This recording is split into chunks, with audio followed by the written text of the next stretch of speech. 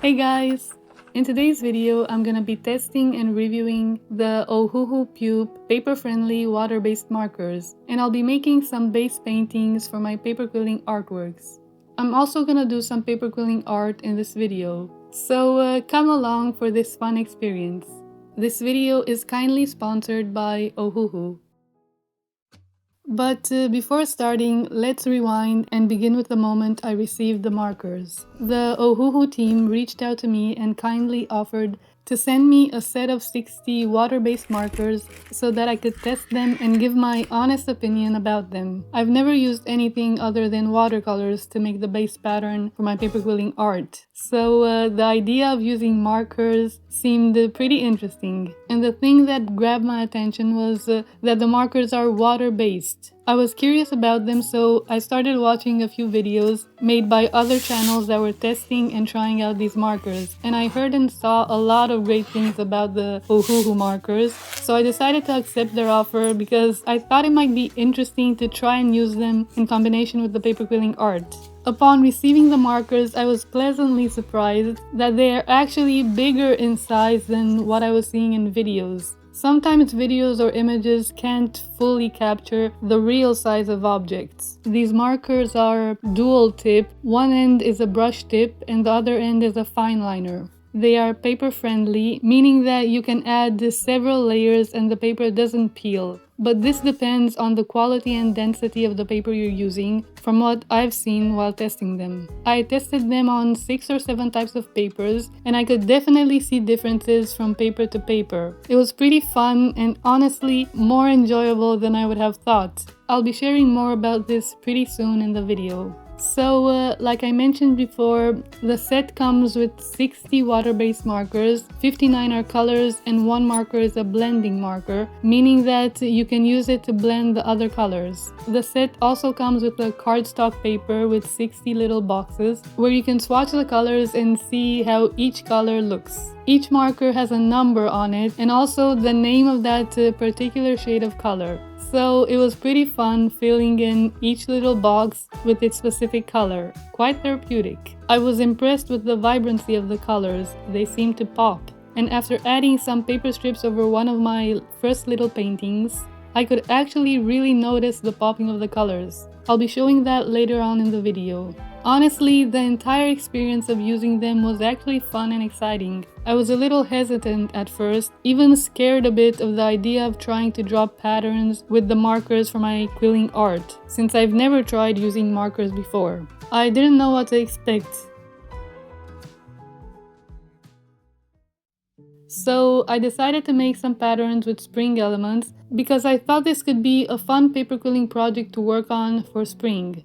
First, I sketched out some ideas of things that popped into my mind related to spring. Then I searched for more inspiration on the internet and I drew more patterns. I tried not to focus on perfection and getting all the lines straight and everything perfect because that would take too long and it could become discouraging. I just wanted to keep things simple. But sometimes even simple things can become uncomfortable to make if you don't enjoy the process. Yet I really did enjoy it beyond my expectations. So I decided to use a sheet of hot pressed Arches watercolor paper to draw and color my spring elements. Like I mentioned earlier, the quality and the density of the paper matters. If you have a paper with a small density, the colors will bleed through it. However, I glued my papers on another thicker paper to be able to use them for paper quilling, and everything was fine. So, having my doodled references in sight, I started to draw my first spring element. And guess what that was? A flower. I made the outline of the flower with the fine liner tip of the marker and colored the inside of the flower with the brush tip. I made a very simple pattern, something that even a child could make. I'm also going to go over certain areas of the flower later to darken them and create a bit of contrast and depth, just like I would do with watercolors. This is the method I use for most of my spring elements. One of the things I love about the brush tip of the markers is that it seems saturated, like even a bit watery. And the tip bends, imitating a brush. It's not a hard tip like the typical markers I used to color with as a kid. So back to my coloring page here. I decided to draw things that are fun and easy. For me, these types of things can be challenging because I always think, what if I spend a lot of time on something like this and I end up not liking it? Doodling or drawing things is not always in my comfort zone. It really surprised me that I actually enjoyed this. I was pleasantly surprised by each of the papers on which I tested the markers. There were things I wasn't expecting. Like, one of the things I didn't expect was how the cheapest paper I used had such an interesting look when I did several layers of the markers, unlike any of my other papers. You'll see that later on in the video. So yeah, I'm hoping that this video inspires you to get outside of your comfort zone like I did and try and make a pattern that maybe you would not have done because maybe the challenge seems too big. Then use that pattern to add quilling art over it, or just keep it in a special notebook or frame it. This practice of drawing spring elements whet my appetite to maybe start drawing little things for fun in a notebook that I have dedicated to such things. You can also find a digital download of this spring pattern on my Patreon page, which you can use in order to do paper quilling over it, like I will be doing. I mostly used the fine liner tip for details and contour.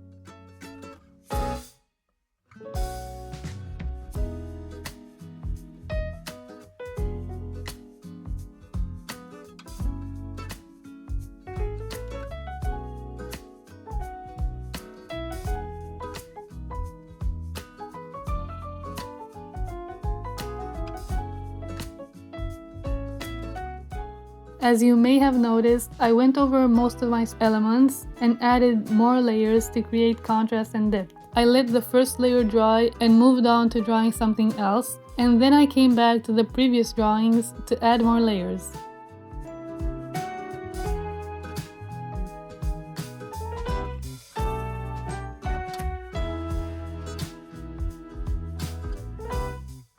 Here, I'm painting some tulips on the cheapest paper that I have, which has a smaller density, 160 GSM. I really love the shadings of the markers on this particular paper.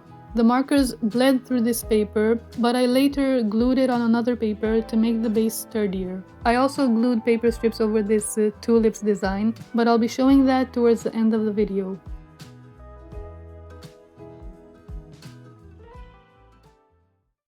I also painted on Canson Montval paper. This is one of the papers that I use with my watercolor patterns. The colors look vibrant on this paper. I added some water over the leaves to test things out and see how it looks. I saw someone do this with their markers on the internet in a video, and I wanted to try it too. I'll be showing the look of the paper later after it dries. So this is how my little paintings turned out. I'm impressed with how the markers worked and that I could actually make patterns using markers and not watercolors. You can see here the names of the papers that I used and their density.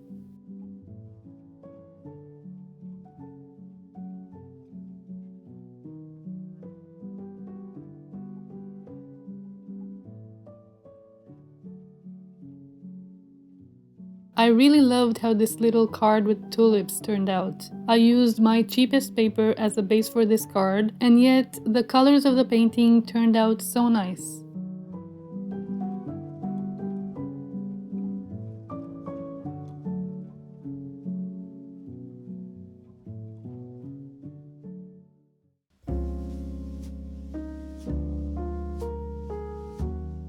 This paper peeled a little bit at the center of the flower when I was trying to blend the colors. But other than that, I was pleased with this paper too.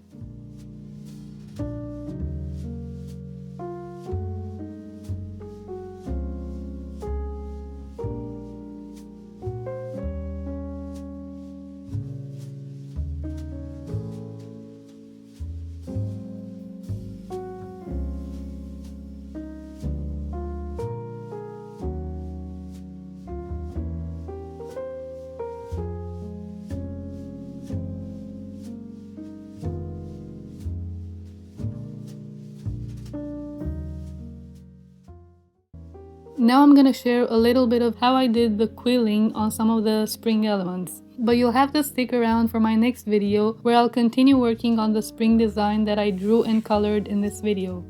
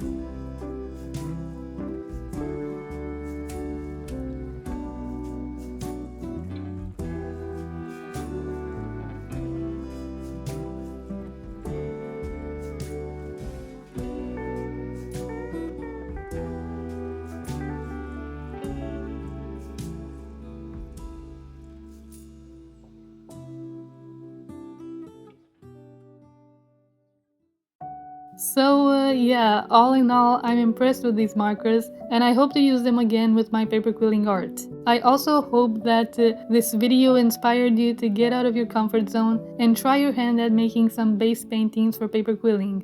Don't forget to stick around for my next video where I'll continue to work on these spring patterns. Thank you again to Ohuhu for sending me these markers. Have a nice day guys and see you next time.